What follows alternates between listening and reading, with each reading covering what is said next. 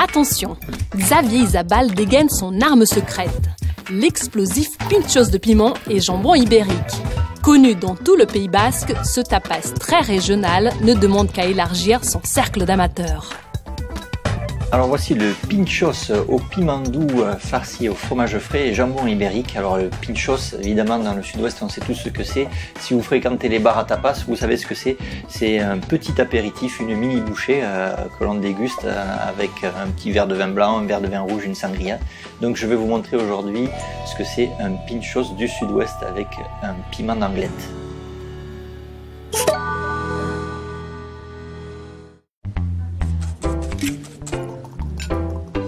Alors pour cette recette, il va vous falloir des piments doux. On va garder juste le centre. Pour les gourmands, vous en gardez un petit peu plus, mais on va juste ouvrir le piment doux.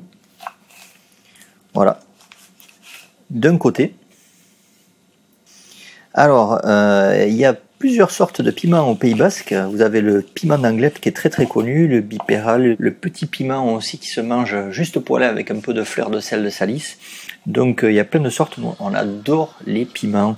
Donc vous pouvez le remplacer par un piment doux parce que vous n'arrivez pas à en trouver. Mais ce qui est agréable, c'est vraiment le piment d'Anglette qui est vraiment traditionnel.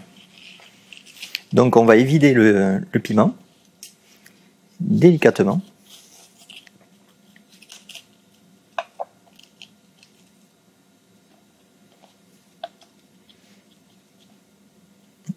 Alors ce piment évidemment n'est pas du tout piquant, ce n'est pas le piment d'Espelette.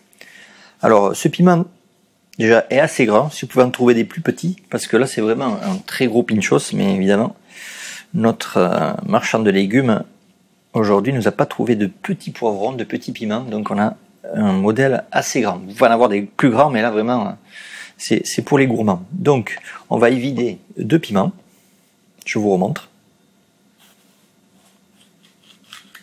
Voilà.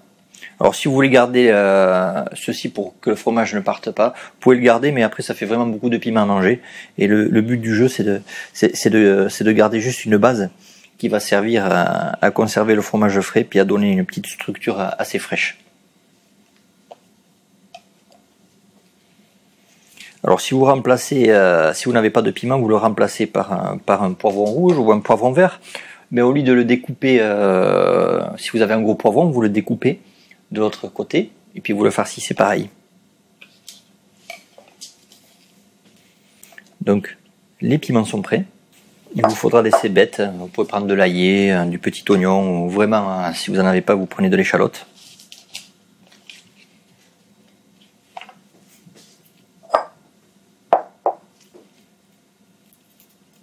Voilà, on enlève toujours la première peau. Délicatement.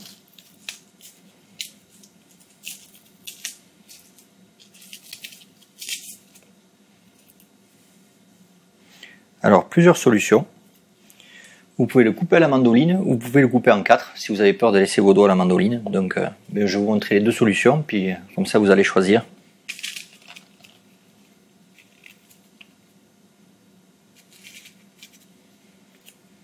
Le chef c'est pas moi, le chef c'est vous.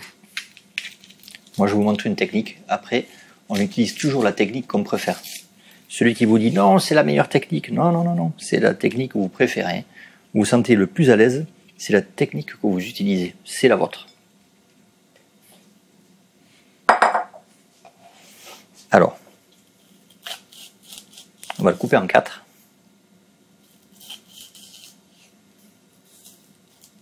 Hop, on se met toujours en sécurité. En cuisine, le maître mot, c'est la sécurité quand même. C'est-à-dire que, bon, on a des couteaux, ils coupent. On se blesse plus facilement avec un couteau qui ne coupe pas qu'un couteau qui coupe. Évidemment, ça paraît aberrant, mais quand vous avez un couteau qui ne coupe pas, vous avez tendance à forcer, et c'est là que ça glisse, et que vous coupez. Tandis qu'un couteau qui coupe, vous coupez tout de suite l'élément, et ça coupe comme dans du beurre, et c'est là que vous mettez les doigts en sécurité. Alors, première méthode, j'ai coupé les cébettes en 4. La deuxième, voilà. On fait une petite incision, une assise plutôt, une petite découpe. Et là, vous prenez une pala. Du moins, ça ressemble à une pala pour jouer à la pelote basque, mais en fait, c'est une mandoline. Et là, on va couper. On va faire de fines lamelles de fin copeaux.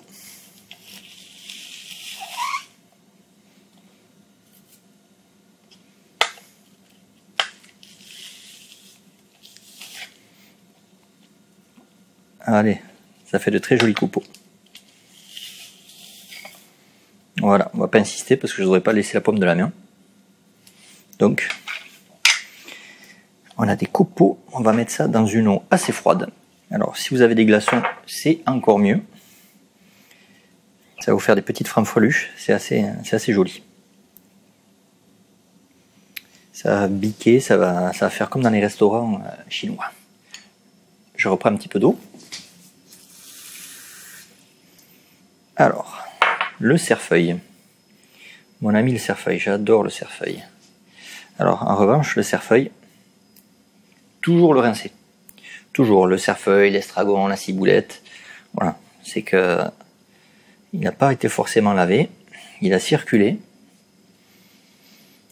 Et donc, il faut toujours le laver. Alors, je prends juste quelques brins que je mets dans l'eau. Voilà. Alors, hop, quelques brins. On touille, ratatouille. Allez, c'est parfait. Les éléments sont tous là. Je vais aller oublier les tomates cerises. Vous allez les couper en 4. Voilà, je vais couper juste ce qu'il me faut, ce dont j'ai besoin. Alors, le pain. On a pris un pain en noix. Alors, moi j'aime bien le prendre par le centre. Voilà. Parce que de toute façon, c'est surtout le centre qu'on va manger. Et là, on essaie de le couper assez finement.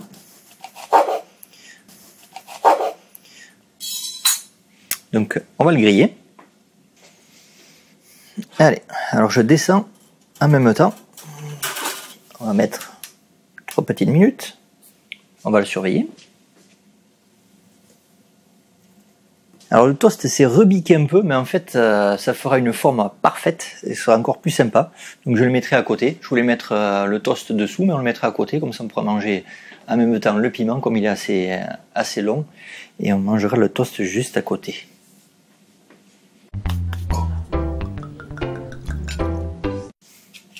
Alors je prépare juste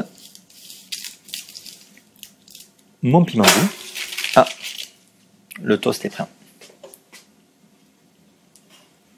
C'est parfait. Voilà. Il a juste biqué, il est juste tiède. Donc maintenant, eh bien, on va préparer la recette. On va prendre un fromage frais.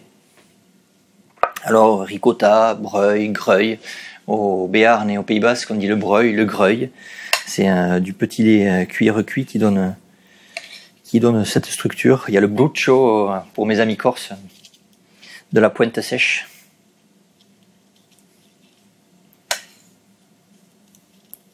Vous voyez, c'est très simple.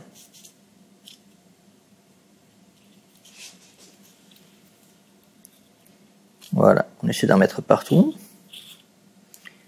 On l'essuie de façon à ce que ça soit très propre.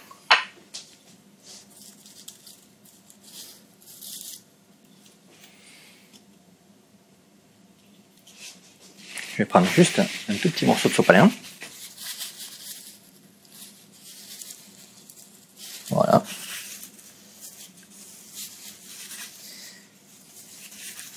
Plus vos pinchos et vos amuse-bouches sont propres, quand on va les prendre dans les doigts, moins vos invités vont salir les tapis et vos canapés.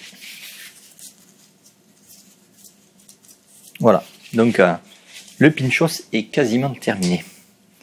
On va prendre une petite planchette.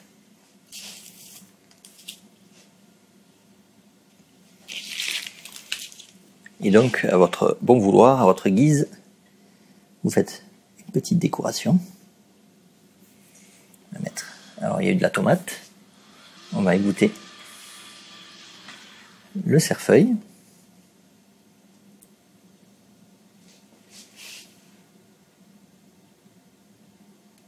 Donc, comme ceci. Je vais prendre un petit papier. Voilà. Bien égoutter. Alors ceci va donner un petit peu de volume. Alors si vous le laissez dans une eau glacée, ça le prend encore plus. va essayer de ne pas tout cacher. Voilà. Tomate confite. Et puis après vous alternez.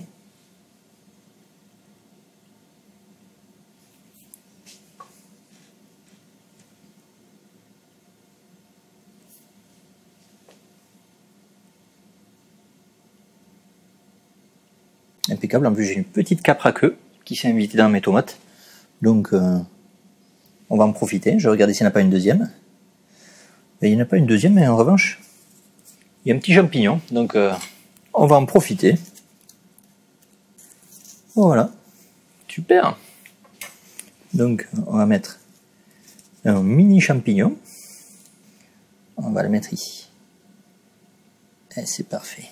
Et l'autre, je vais le mettre juste là. On va mettre le pain qui est tout juste grillé. Allez, c'est parfait. Un petit peu de cerfeuil.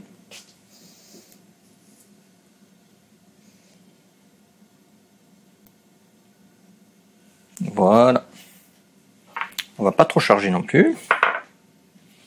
On va mettre une petite huile d'huile d'olive. Voilà. Comme ceci.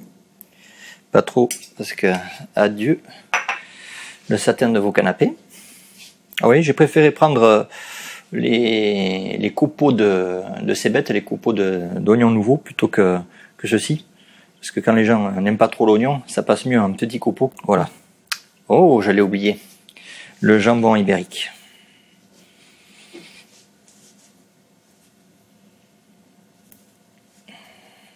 Madre de Dios. J'allais oublier.